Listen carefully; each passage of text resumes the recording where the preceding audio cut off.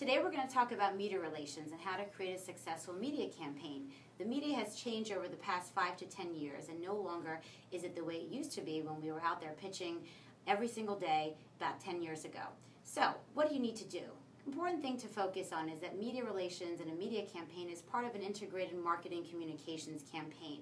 When you're brainstorming your idea, it's important to think about how can this campaign be executed across different elements. Earned media is always an important part and can always lend credibility to any campaign that you're doing. So the first thing you want to be aware of, how can I create something that's newsworthy? And what does that mean? Is it timely? Is there a trend that I can focus this around? Are there other elements that I can make sure when I'm pitching the media, they can't tell me, this is okay, but it's not for now, and I'm going to pass on it. The other thing that is helpful is content, making sure that not only do you have that great press release, but what other elements can you build into your campaign that will allow you the chance to go after other types of media and have other elements picked up. For example, is there a study that you can do? Is there any video elements that you can provide? Is there an app, for example? Do you have an expert that you can include? So really identifying up front what are those other elements that we can offer to the media so you almost have a story in a box. The next thing that's really important to focus on is understanding and knowing your media.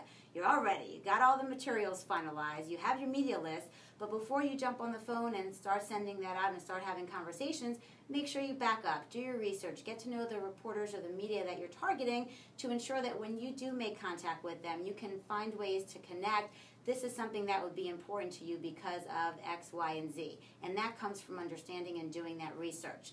The next thing that you should focus on that's really, really important as you're out there, you have all your great material, is persistence.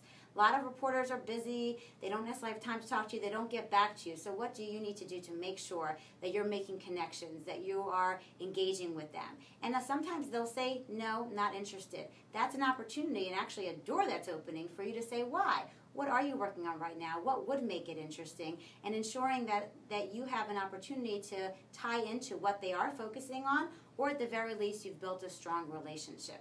So at the end of the day, what's important in creating successful media relations is ensuring that you have something that's newsworthy, that's going to be interesting and relevant to the media and their target audience, that you have content, you have different elements that can be appropriate for different media, from the print to the online to the visual to radio, so that there's something for everyone.